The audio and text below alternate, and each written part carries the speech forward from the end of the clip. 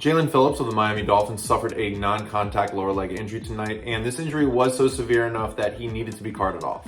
There was some speculation at the time of the injury that this could be another Achilles injury. It looks like some sources have come out and reported that he is dealing with an Achilles injury, unfortunately, but there are a couple of camera angles that actually show that calf muscle recoil during the injury sequence. So with today's video, we'll go over those injury camera angles, we'll also go over the relevant anatomy, and finally we'll talk about a timeline to recovery.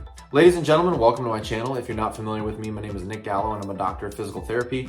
With my channel, I take a look at sports injuries and I explain them so that they're a little bit easier to understand.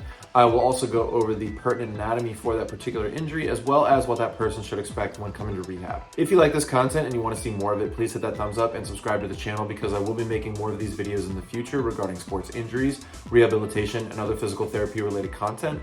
Also, if you have any comments or questions, please leave those in the comment section below. Now we can see here that as Phillips is going to push off with that right foot, we see what looks like that right calf musculature recoil. Here's the same injury sequence from another camera angle. It looks like once again, as he's going to plant and push through that right foot, that's when we start to see that muscle recoil. Here I have a model of the foot and ankle, and so for the sake of this video and this injury, we're going to focus on the posterior or the back portion of the lower leg. Now, that Achilles tendon is actually formed up of the tendons of three specific muscles. The first one being that gastrocnemius muscle, which we all associate with as being the calf muscle. That is that big one right here that's going to come down. Then we have a muscle slightly deeper to that, known as the soleus muscle, which will also come down.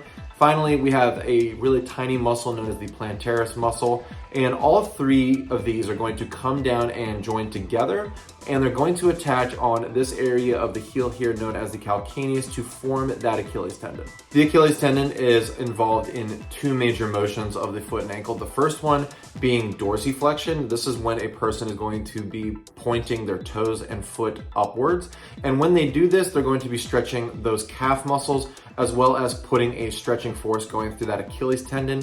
The opposite of that is known as plantar flexion, where a person is going to be pointing their foot and toes downwards. And this is going to contract those muscles of the calf as well as also pull on that Achilles tendon because of the contraction. Anytime a person is going to go beyond their norm value of dorsiflexion, so they put themselves through too much of a stretch, they're at risk of damaging the Achilles tendon and those calf muscles, as well as if they explode or they jump or essentially they push off too fast and it's just too much for those muscles and that Achilles tendon to handle. This can also put them at risk for an Achilles injury.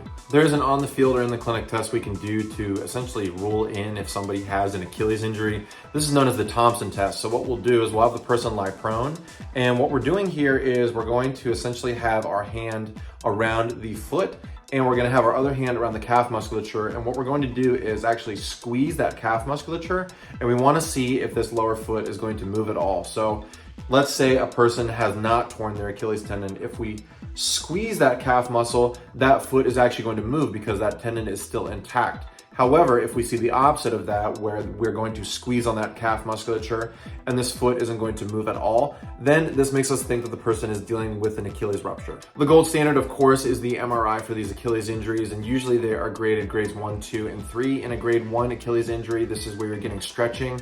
In a grade 2, you're getting partial tearing. And finally, in a grade 3, this is where you're getting a full rupture. Currently, we don't know the grade that Phillips is dealing with. However, this injury was bad enough where he needed to be carted off. He's definitely at risk for a full rupture here for several reasons. First of all, being that he actually needed to be carted off.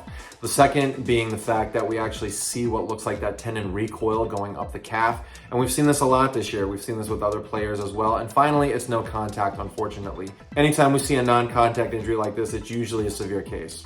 If a full rupture is confirmed, usually the person is going to go through a surgical reconstruction of that Achilles tendon, and they're going to miss significant time. I know Aaron Rodgers has a different type of a surgery with a surgical intervention known as the speed bridge. That's a newer surgery that can essentially get somebody back to playing quicker. However, the traditional surgery, you're still going to miss a lot of time. So essentially what we're going to need to do is wait until we get official confirmation and we see the results of that MRI. As soon as I happen to hear any specific results, I'll be sure to update everybody in the comment section. Also, if you happen to hear anything, please feel free to update me as well. Thank you so much for tuning into my channel today. I'm going to go ahead and link one of my playlists where I've talked about some other injuries so that you can also watch some of those. Thank you once again for tuning in, and I'll see you next time.